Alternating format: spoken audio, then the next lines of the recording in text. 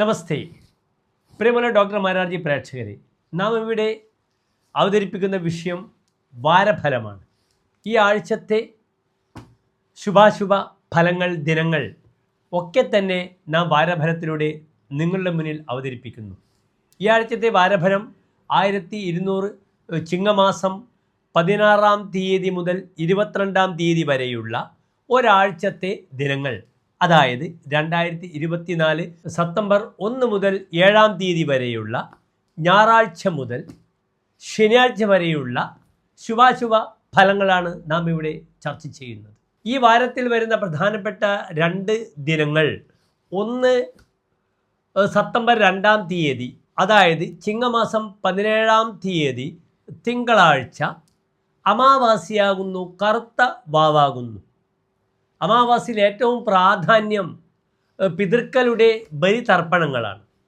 അതിൽ ഏറ്റവും വിശേഷപ്പെട്ടത് ഒന്ന് ദക്ഷിണായനം ആരംഭിക്കുന്ന കർക്കിടക മാസത്തിലെ അമാവാസിയാണ്, മറ്റൊന്ന് തുലാമാസത്തിലെ അമാവാസി, പിന്നീട് കുംഭമാസത്തിലെ ശിവരാത്രിയുമായി ബന്ധപ്പെട്ട് കിടക്കുന്ന അമാവാസി ദിനവും. പക്ഷേ ഇവിടെ ചിങ്ങമാസത്തിലെ ഈ അമാവാസി സെപ്റ്റംബർ 2-ാം തീയതിക്ക് വളരെയധികം പ്രാധാന്യമുണ്ട്, തിങ്കളാഴ്ച. കാരണം അന്ന് അമാവാസി ദിനത്തിൽ മകം നക്ഷത്രമാകുന്നു. മകം പിതൃക്കളുടെ നക്ഷത്രമാകുന്നു. വളരെ റയറായി മാത്രമേ ഇങ്ങനെ വരാറുള്ളൂ, കറുത്ത വാവും മകം നക്ഷത്രവും. അതിനാൽ പ്രിയപ്പെട്ട പ്രേക്ഷകർക്ക് കർക്കിടക വാവിനി അമാവാസിക്ക് പിതൃകർമ്മങ്ങൾ അനുഷ്ഠിക്കാൻ പറ്റാത്ത വ്യക്തികൾക്ക് വളരെ സുഖമായി തിരക്കില്ലാതെ തന്നെ തിരുനെല്ലി ദർശനം നടത്താനും അല്ലെങ്കിൽ വടക്കൻ മലബാറിൽ ഉരുപുണ്യകാവ് പോലുള്ള ക്ഷേത്രങ്ങളിൽ പോകുവാനും ഏറ്റവും അനുകൂലമായ ദിനമാകുന്നു.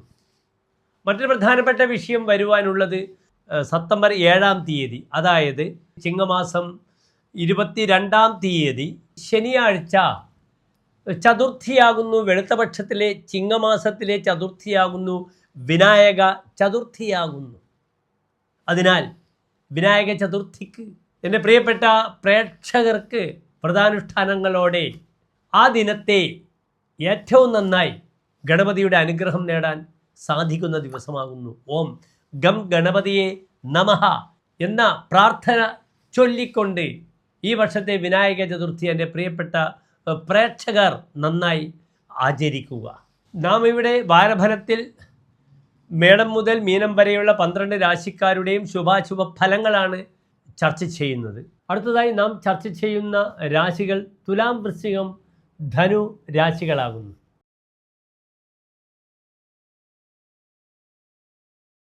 തുലാം രാശി നിങ്ങൾക്ക് സുപരിചിതമാകുന്നു. ചിത്ര നക്ഷത്രത്തിൻ്റെ അവസാനത്തെ 30 നാഴിക, ചോതി വിശാഖം നക്ഷത്രത്തിൻ്റെ ആദ്യത്തെ 45 നാഴികകൾ വരുന്ന രാശിയാകുന്നു തുലാൻ രാശി. ഇത് തുലാൻ രാശിക്ക് 5-ാം ഭാവത്തിൽ ശനി, 6-ൽ രാഹു, അഷ്ടമത്തിൽ വ്യാഴം, 9-ാം ഭാവത്തിൽ ചൊവ്വ, 10-ാം ഭാവത്തിൽ ചന്ദ്രൻ, ബുധൻ, 11-ാം ഭാവത്തിൽ സൂര്യൻ, 12-ാം ഭാവത്തിൽ ശുക്രൻ കേതുവോടുകൂടെ. ഇവിടെ ആദ്യമായി തുലാൻ രാശിക്കാരെ ഓർമ്മിപ്പിക്കുന്ന ഒരു വിഷയം, കഴിഞ്ഞ വാരത്ത് ഏറ്റവും അധികം പ്രതിസന്ധികളുണ്ടായ രാശിയായിരുന്നു തുലാൻ രാശി. വിവാദത്തിൽ മുഴുവനും എല്ലാ നടന്മാരും ഒക്കെ തന്നെ പെട്ട് തനിക്ക് മാനഹാനി വരുത്തിവെച്ച വാരമായിരുന്നു. അതിൻ്റെ അലയൊലികൾ ഇനിയും കഴിഞ്ഞിട്ടില്ല. സെപ്റ്റംബർ 18 വരെ ശുക്രൻ തുലാൻ രാശിയിൽ വരുന്നത് വരെ ശ്രദ്ധിക്കണം തുലാൻ രാശിക്കാർ. ചോതി നക്ഷത്രക്കാരൊക്കെ വിവാദത്തിൽ പെടുന്നു, സിദ്ധിക്കപ്പെട്ട് കഴിഞ്ഞു. സുരേഷ് ഗോപി സ്ത്രീ വിഷയത്തിലല്ലെങ്കിൽ മറ്റ് ധാരാളം വിഷയങ്ങളിൽ നിയന്ത്രണം വിട്ട് സംസാരിക്കുന്നു, പത്രക്കാരോട് വളരെ രോഷമായിട്ട് പെരുമാറുന്നു, ഉന്തി മാറ്റുന്നു. സ്വയം നിയന്ത്രണം പാലിക്കേണ്ട വാരമാകുന്നു തുലാൻ രാശിക്കാർക്ക്. കാരണം ധൈര്യം കൂടും തുലാൻ രാശിക്കാർക്ക്, പ്രകോപിതരാകും. 9-ൽ ചൊവ്വയാണ് തുലാൻ രാശിക്കാർക്ക്. ധർമ്മേഘവാൻ എന്താണെന്ന് അറിയില്ല. വികാരങ്ങൾക്ക് അടിമപ്പെട്ടാൽ തുലാൻ രാശിക്കാർക്ക് മാനഹാനി എല്ലാ രീതിയിലും വരും. സ്ത്രീ വിഷയത്തിൽ മാത്രമല്ല, തൻ്റെ വ്യക്തിത്വത്തിനെ ഹനിക്കുന്ന രീതിയിലുള്ള പ്രവർത്തനങ്ങളിൽ മുഴുവനും തുലാൻ രാശിക്കാർ എടുത്ത് ചാടി ബുദ്ധിമുട്ട് അനുഭവിക്കേണ്ടുന്ന വാരമാകുന്നു. ഇവിടെ 9-ാം ഭാവത്തിലെ ചൊവ്വ പ്രകോപനമുണ്ടാക്കുന്ന ഒരു ഗ്രഹമാകുന്നു. കുതോ വിക്രമസ്തുച്ഛലാഭോ വിഭാഗേ. സാമ്പത്തിക വിഷയത്തിൽ ഇടപെട്ടാൽ തന്നെ പല കാര്യത്തിലും അവസാന സമയം തുച്ഛമായ ലാഭത്തെ പ്രതീക്ഷിക്കുന്നു. ഭാഗ്യവിത്തം മഹോഗ്രം, നല്ല ഭാഗ്യവും ധനവും ഒക്കെ സമ്പാദിക്കാൻ യോഗമുണ്ട്. പക്ഷെ അത് വേണ്ട രീതിയിൽ നന്നായി ആലോചിച്ചിട്ട് ഉപയോഗിച്ചിട്ട് ചെയ്യുക.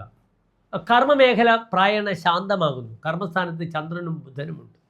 വിദേശത്ത് പോകുന്നവർക്കോ അല്ലെങ്കിൽ വിദേശത്ത് എക്സ്പോർട്ടായി ബിസിനസ് ചെയ്യുന്നവർക്കോ ഈ വാരത്തിൽ കാര്യങ്ങളൊക്കെ ഡോക്യുമെൻറ്റ്സ് തയ്യാറാക്കാൻ ഏറ്റവും നല്ല വാരമാകുന്നു തുലാൻ രാശിക്കാർക്കും വൃശ്ചികൻ രാശിക്കാർക്കും. അതിനാൽ എല്ലാ ഡോക്യുമെൻറ്റും തയ്യാറാവട്ടെ. മാനസികമായും ശാരീരികമായും തയ്യാറാവുക. സെപ്റ്റംബർ 18 മുതൽ ഇന്ന് നിങ്ങൾ ചെയ്യുന്ന ഓരോ എഫേർട്ടിനും കഷ്ടപ്പാടായിരിക്കാം, പക്ഷെ ഫലമുണ്ടാകും. അതുവരെ കരുതിയിരിക്കുക, ജാഗ്രത പാലിക്കുക, സൗഹൃദങ്ങളെ വിലമതിക്കുക. സൗഹൃദങ്ങളിലൂടെ തനിക്ക് ധനനഷ്ടമുണ്ടാകുന്നു. സ്വന്തം ആളുകൾ സഹോദരങ്ങളായാലും സ്വന്തം ആളുകളും തൻ്റെ ശത്രുവാകുന്ന സമയമാണ്. 11ാം ഭാവത്തിലെ ആദിത്യൻ പല കാര്യങ്ങൾക്കും ഊർധ്വമുഖ രാശിയാണ്. പുതിയ പദ്ധതി ആരംഭം തുടക്കമൊക്കെ ഉണ്ടാകാം. സന്താന ശ്രേയസ്സിന് പോലും അനുകൂലമായ സമയമാണ്. പുത്തൻ സന്താനങ്ങൾക്ക് അനുകൂലമായ സമയമാകുന്നു. അതൊക്കെ എല്ലാം പ്ലാൻ ചെയ്യുക. അതിനു വേണ്ടിയുള്ള ബേസിക് ഇൻഫ്രാസ്ട്രക്ചർ ഒരുക്കി വെക്കുക. സെപ്റ്റംബർ 18 മുതൽ ഒരു നല്ല ഫേം, സ്ഥാപനം അല്ലെങ്കിൽ സ്റ്റാർട്ടപ്പ് കമ്പനികളൊക്കെ ആരംഭിക്കുവാൻ ആഗ്രഹിക്കുന്ന തുലാൻ രാശിക്കാർക്ക്, വ്യാപാരവുമായി ബന്ധപ്പെടുന്ന വ്യക്തികൾക്ക് വളരെ അനുകൂലത വരുന്ന ആനുകൂല്യങ്ങൾ സർക്കാരിൽ നിന്നും ലഭിക്കുന്ന സമയമാണ് വരാൻ പോകുന്നത്. വിഷ്ണുക്ഷേത്ര ദർശനം നടത്തുക. സെപ്റ്റംബർ 18 വരെ പതിവായി ദേവീക്ഷേത്ര സന്ദർശനം വെള്ളിയാഴ്ചകൾ നടത്തുക. ഇന്നത്തെ കർമ്മ തടസ്സങ്ങൾക്കൊക്കെ പരിഹാരമായി കർമ്മമുട്ട്, ദേഹമുട്ട്, ശത്രുമുട്ട് പരിഹാരമായി അവിടെ ദേവിക്ക് ചെയ്യുക. ശത്രുസംഹാര കുരുതി പരിഹാരമായി ചെയ്യുക. ശുക്രൻ്റെ ദോഷമൊക്കെ മാറാൻ മലയാലപ്പുഴ പോലുള്ള ദേവീക്ഷേത്രങ്ങളിൽ പക്ഷി പറത്തുക വഴിപാടുകളൊക്കെ വളരെയധികം ഗുണം പ്രദാനം ചെയ്യും തുലാൻ രാശിക്കാർക്ക്. വാഹനങ്ങൾ വാങ്ങാനോ ബുക്ക് ചെയ്യുവാനോ വാഹനങ്ങളുമായി ബന്ധപ്പെടുന്ന രജിസ്ട്രേഷനോ അനുകൂലമായ വാരമാണ്. ഇതൊക്കെ നമുക്ക് നല്ലതാണ്. പക്ഷേ ക്ഷമാപൂർവം ഓരോ കാര്യങ്ങളും നിയന്ത്രിച്ച് കാര്യങ്ങൾ നീക്കാൻ ശ്രമിക്കുക. അവിടെ ചിത്രനക്ഷത്രക്കാർ വളരെയധികം ശ്രദ്ധിക്കണം. ആവേശം കൂടാൻ പാടില്ല. ചോദ്യ നക്ഷത്രക്കാർക്കാണ് കഴിഞ്ഞ വാരം ഏറ്റവും അധികം ക്ഷീണം സംഭവിച്ചത്. അവരും ശ്രദ്ധിക്കുക. വിശാഖം നക്ഷത്രക്കാർക്ക് വിഷ്ണു പ്രീതി ചെയ്ത് കാര്യങ്ങളൊക്കെ അനുകൂലമാക്കാനും ശ്രമിക്കുക. 4, 5, 6, 7 തീയതികൾ പ്രായണ നിങ്ങൾക്ക് നല്ലതാണ്. മുഹൂർത്തം നിങ്ങളുടെ നാളെ എന്ന ഡോക്ടർ മാരാർജി യൂട്യൂബ് ചാനലിൽ നിങ്ങൾ കാണുക. നിത്യവും നാളത്തെ നിങ്ങളുടെ ശുഭാശുഭ ദിനങ്ങളും സമയവും സസൂക്ഷ്മം വിലയിരുത്തിക്കൊണ്ട് ഞങ്ങൾ നിങ്ങൾക്ക് സമർപ്പിക്കുന്നുണ്ട്. അടുത്തതായി നാം ചർച്ച ചെയ്യുന്നത് വൃശ്ചികം രാശിക്കാരെ പറ്റിയാണ്.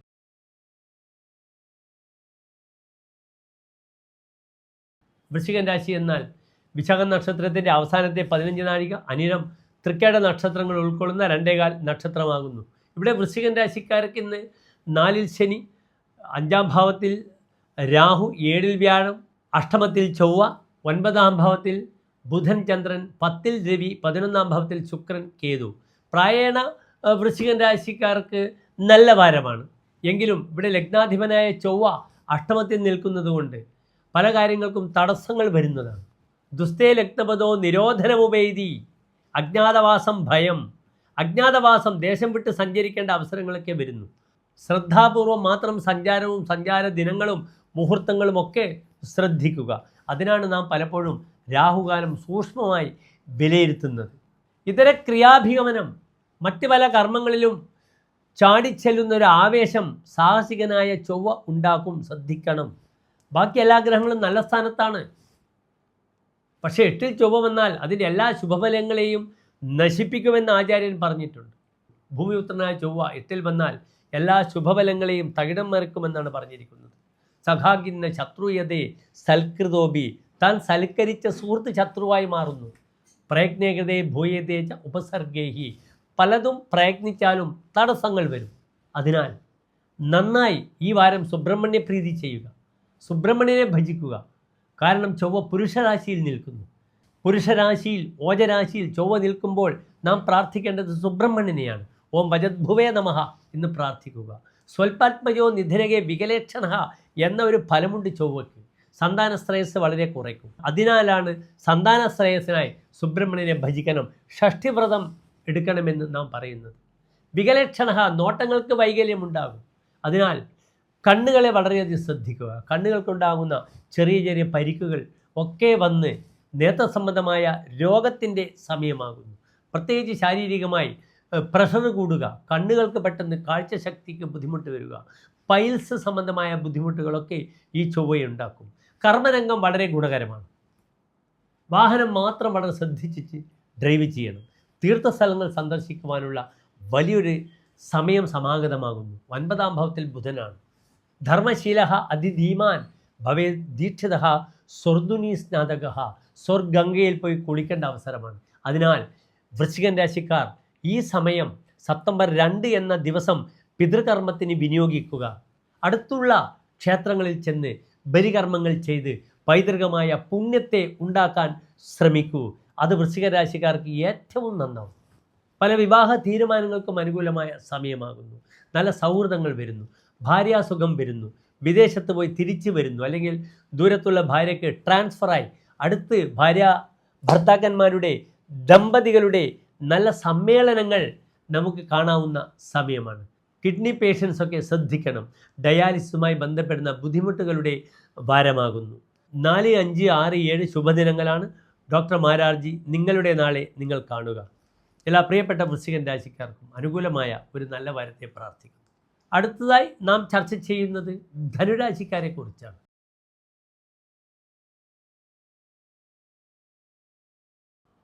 മൂലം, പൂരാടം, ഉത്രാടം നക്ഷത്രത്തിൻ്റെ ആദ്യത്തെ 15 നാഴിക വരുന്ന രാശിയാകുന്നു ധനുരാശി. ഇന്ന് ധനുരാശിക്കാർക്ക് 3-ാം ഭാവത്തിൽ ശനി, 4-ൽ രാഹു, 6-ൽ വ്യാഴം, 7-ാം ഭാവത്തിൽ ചൊവ്വ, അഷ്ടമത്തിൽ ചന്ദ്രൻ, ബുധൻ, 9-ാം ഭാവത്തിൽ സൂര്യൻ, 10-ാം ഭാവത്തിൽ ശുക്രൻ, കേതു.